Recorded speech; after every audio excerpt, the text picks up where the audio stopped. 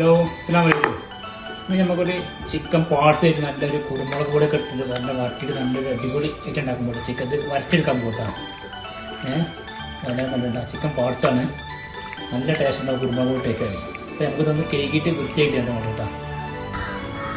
അപ്പോൾ chicken parts ഞാൻ നന്നായി കഴുകി എടുത്തിട്ടുണ്ട് കേട്ടോ. കഴുകിയിട്ട് നല്ല ക്ലീൻ ചെയ്തിട്ടുണ്ട്. അങ്ങനെ ചെറിയ ചെറിയ പീസാക്കിയിട്ടുണ്ട്.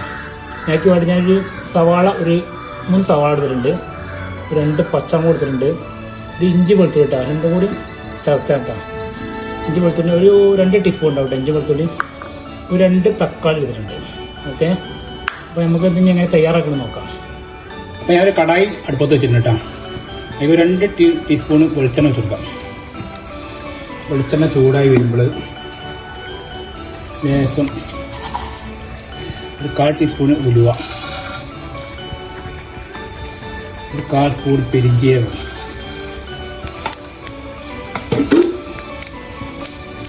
ഇഞ്ചി വെളുത്തുള്ളി ചതച്ചേക്കാം,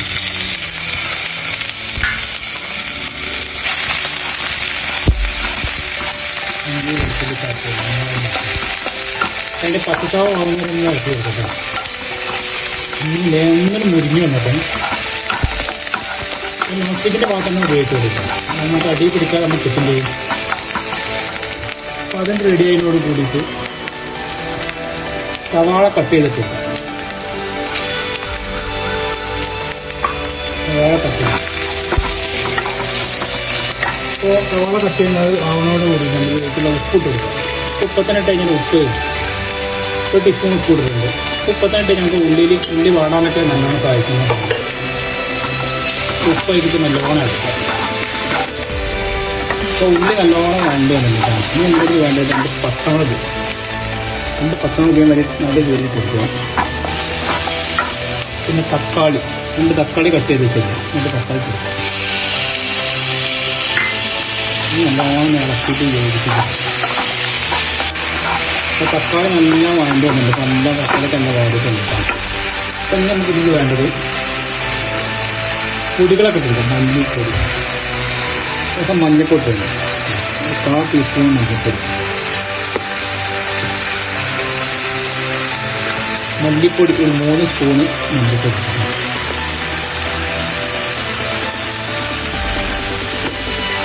പിന്നെ പച്ചമുളകും കുരുമുളകും മാത്രം ഇത് ചേർക്കണം.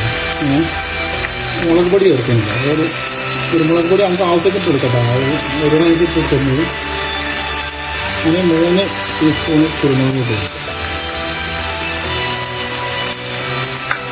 നല്ലോണം മിക്സ് ചെയ്യും.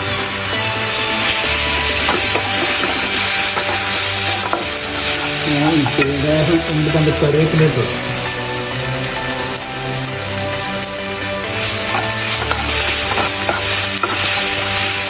നല്ലോണം മിക്സാക്കി കഴിഞ്ഞാൽ നമ്മൾ കഴുകി മാറ്റി വെച്ച ചിക്കൻ പാർട്ട് പോകും.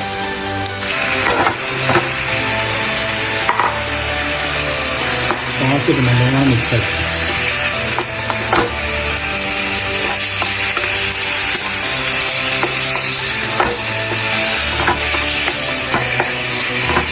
മിക്സാക്കട്ടെ. എല്ലാവരും വീട്ടിൽ ചെയ്യുക നോക്കാം.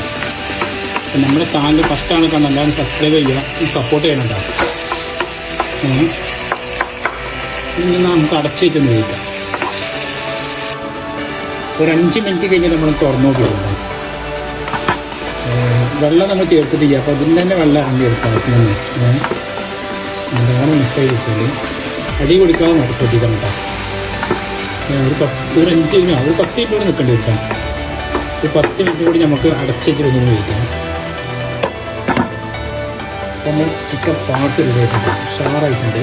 നല്ലൊരു മണമൊക്കെ വരുന്നുണ്ട്. ആരും പോയിട്ട് ഫ്രൈ ചെയ്ത് കഴിക്കും. അങ്ങനെ ഒരു പ്ലേറ്റിലേക്ക് വേണ്ടി നമ്മൾ പാർട്സ് റെഡിയായിട്ടുണ്ടാകും. ഒന്ന് ഉള്ളിലൊക്കെ ചുറ്റും സഞ്ചരിക്കാം. ഈ പൊറോട്ടൻ്റെ കൂടെ ചപ്പാത്തിൻ്റെ കൂടെ ഒക്കെ കഴിക്കാൻ സൂപ്പർ ടേസ്റ്റാണ് കേട്ടോ. എല്ലാവരും വീട്ടിൽ ഫ്രൈ ചെയ്യണം. ഓക്കെ, വീണ്ടും കാണാം. ഓക്കെ, അസ്സലാമു അലൈക്കും.